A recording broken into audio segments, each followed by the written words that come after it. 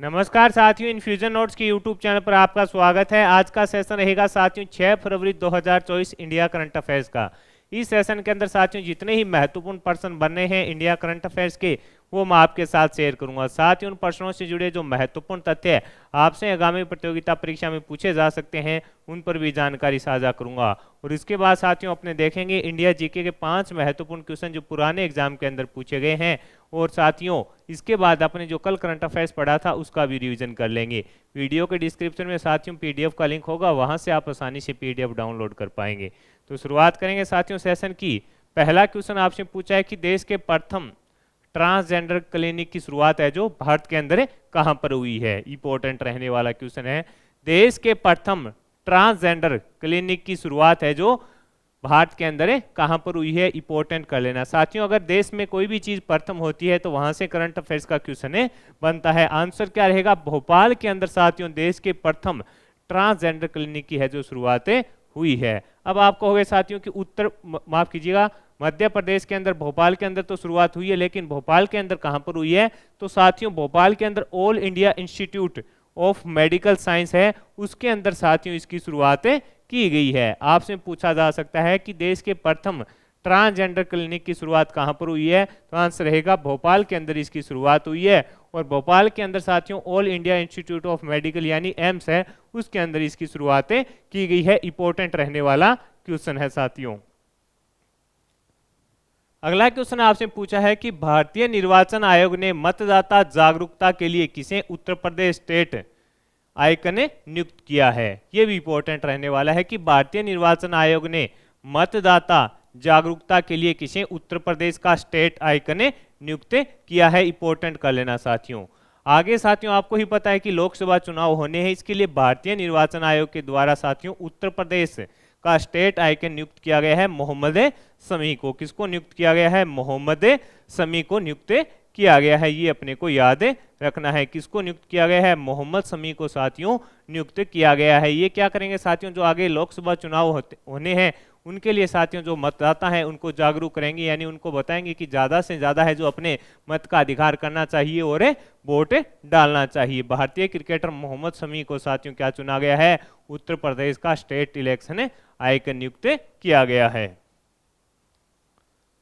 अगले क्वेश्चन पर बात करें साथियों। अगला क्वेश्चन आपसे पूछा है कि हाल ही में थाथाई पेरियार वन्य जीव अभ्यारण्य किस राज्य में है जो उस राज्य का 18वां वन्य जीव अभ्यारण्य बना है। आपसे पूछा है कि हाल ही में थाथाई पेरियार वन्य जीव अभ्यारण्य किस राज्य के अंदर है जो उस राज्य का 18वां वन्य जीव अभ्यारण्य बना है। इसे भी इंपॉर्टेंट कर लेना। तो साथियों आंसर हो जाएगा तमिलनाडु का है। ये कहाँ का है? तो आंसर हो जाएगा आपका तमिलनाडु का साथियों ये अभ्यारण्य है। और उस राज्य का कौन सा बन गया, यानी तमिलनाडु का 18वां क्या बना है? वन्य जीव अभ्यारण्य बना है।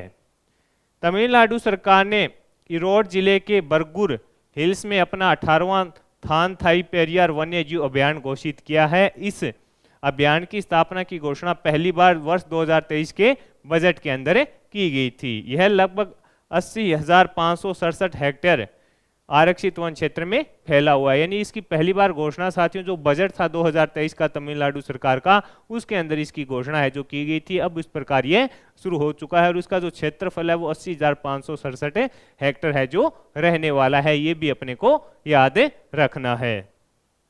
आगे बढ़ेंगे साथियों, अगले क्वेश्चन पर बात करेंगे। अगला क्वेश्चन आपसे पूछा है कि पुरुषों की राष्ट्रीय दृष्टि बाधित T20 क्रिकेट 2023-24 नागेश ट्रॉफी किसने जीती है। इसे इंपॉर्टेंट कर लेना, पूछा जाएगा कि पुरुषों की राष्ट्रीय दृष्टि बाधित T20 क्रिकेट 2023-24 के अंदर जो नागेश ट्रॉफी होती है वो किसने जीती है।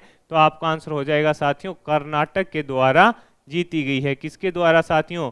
कर्नाटक ने ये जीती है। कर्नाटक विजेता है तो उपविजेता कौन है? उपविजेता आंध्र प्रदेश है। ये भी अपने को याद रखना है। दोनों पूछे जा सकते हैं कि इसके अंदर विजेता कौन रहा और उपविजेता कौन रहा। तो साथियों विजेता रहा कर्नाटक है और उपविजेता रहा आंध्र प्रदेश। जो फाइनल मुकाबला था साथियों वो नागपुर के अंदर खेला गया। ये भी अपने को थोड़ा याद रखना है, आपसे पूछा जा सकता है।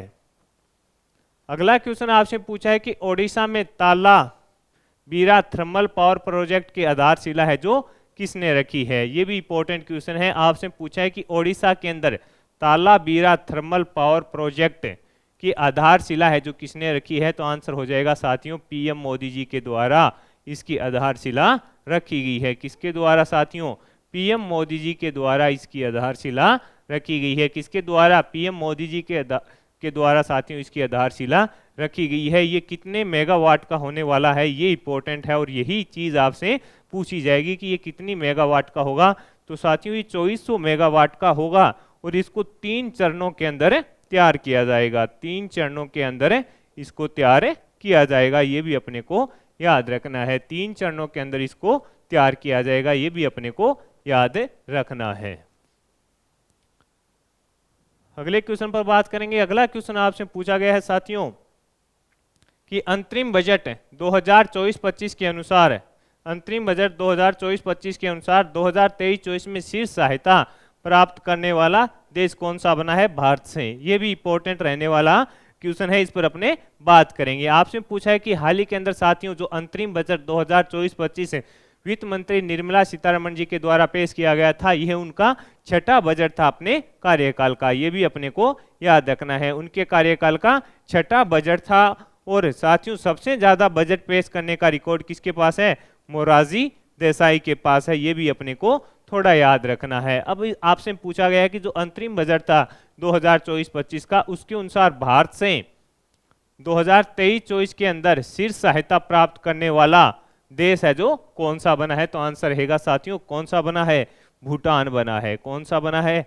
भूटान है जो साथियों शीर्ष राष्ट्र है जो बना है जिसने भारत से सहायता प्राप्त की है, वित्तीय सहायता। इसके अलावा साथियों दूसरे स्थान पर कौन सा है? मालदीव, ये भी अपने को थोड़ा याद रखना है। ये बात है साथियों 2023-24 की। अब जो बजट आया है 2025 का, 24-25 के अनुसार भी साथियों शीर्ष पर कौन रहेगा? भूटान रहेगा और यहाँ पर हो जाएगा आपका नेपाल, और तीसरे स्थान पर कौन आ जाएगा? मालदीव है जो तीसरे स्थान पर आ जाएगा, ये अपने को याद रखना है साथियों। निर्मला सीतारमण ने बताया कि भूटान को 2398.97 करोड़ की सहायता दी गई है, वहीं मालदीव है जो उसको कितने की सहायता? 770.90 करोड़ की सहायता दी गई है। यानी प्रथम स्थान पर है भूटान और दूसरे स्थान पर है मालदीव। 2024-25 के अंदर क्या हो जाएगा? 24-25 के अंदर साथियों प्रथम स्थान पर तो भूटान रहेगा, द्वितीय स्थान पर है जो नेपाल आ जाएगा। अगला क्वेश्चन आपसे पूछा गया है कि आईएनएस संधायक को कहां पर स्थापित किया गया है? तो आंसर रहेगा आंध्र प्रदेश के विशाखापट्टनम में। आईएनएस संधायक को कहां पर स्थापित किया गया है? तो आंसर हो जाएगा आंध्र प्रदेश के विशाखापट्टनम में साथियों इसको स्थापित है जो किया गया है। समुद्र की निगरानी बढ़ाने के लिए रक्षा मंत्री राजनाथ सिंह व नेवी के चीफ एडमिरल आर हरिकुमार की उपस्थिति में विशाखापट्टनम में इसको स्थापित है जो किया गया। इतना ही अपने को याद रखना है। आपसे इस प्रकार से पूछा जाएगा कि हाल ही के अंदर आईएनएस संधायक को कहां पर कमीशन किया गया या कहां पर स्थापित किया गया? तो आंसर हो जाएगा आंध्र प्रदेश के विशाखापट्टनम में किया गया। और इस समय साथियों उनकी किनकी उपस्थिति में? तो रक्षा मंत्री राजनाथ सिंह जो नेवी के चीफ हैं साथियों एडमिरल आर हरिकुमार की उपस्थिति में इसको स्थापित है जो किया गया, ये भी अपने को याद रखना है। अगला क्वेश्चन आपसे पूछा है कि हाल ही में पीएम मोदी ने मां कामख्या मंदिर कॉरिडोर का शिलान्यास है जो कहां पर किया है? आपसे पूछा है कि हाल ही में पीएम मोदी जी ने मां कामख्या मंदिर कॉरिडोर का शिलान्यास है जो कहां पर किया है? तो आंसर रहेगा साथियों असम के अंदर किया है। कहां पर किया है? असम के अंदर पीएम मोदी जी के द्वारा किया गया है। हाल ही में साथियों जो पिछले 2 दिन थे उनमें मोदी जी ओडिशा और साथियों असम के दौरे पर थे। वहां पर साथियों आपसे पूछा गया कि मां कामख्या मंदिर कॉरिडोर का शिलान्यास किसने किया? तो आंसर हो जाएगा पीएम मोदी जी के द्वारा किया गया। और कहां पर किया गया? तो आंसर रहेगा आपका असम के अंदर किया गया। और इस पर साथियों 458 करोड़ रुपए खर्च कर इसको तैयार किया जाएगा। 458 करोड़ रुपए खर्च कर इसको तैयार है जो किया जाएगा, ये भी अपने को याद रखना है। अगले क्वेश्चन पर बात करेंगे। अगला क्वेश्चन आपसे पूछा है कि हाल ही में उत्तराखंड उच्च न्यायालय की प्रथम महिला न्यायाधीश है जो कौन बनी है? ये भी इंपॉर्टेंट क्वेश्चन है कि हाल ही में उत्तराखंड उच्च न्यायालय की प्रथम महिला न्यायाधीश कौन बनी है? तो रितु बाहरी बनी है। कौन बनी है? रितु बाहरी साथियों उत्तराखंड की उच्च न्यायालय की प्रथम महिला न्यायाधीश बनी है। मुख्य न्यायाधीश का पद है उत्तराखंड उच्च न्यायालय की प्रथम महिला मुख्य न्यायाधीश कर लेना साथियों। प्रथम मुख्य न्यायाधीश बनी है। प्रदेश में मुख्य न्यायाधीश का पद संभालने वाली न्यायमूर्ति बाहरी पहली महिला है।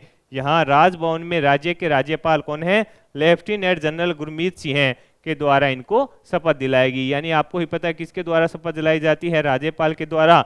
और राज्यपाल कौन है? जनरल गुरमीत सिंह हैं। इनके द्वारा इनको शपथ दिलाई गई। उत्तराखंड उच्च न्यायालय की प्रथम महिला मुख्य न्यायाधीश है जो कौन बनी है? रितु बाहरी बनी है। ये अपने को याद रखना है।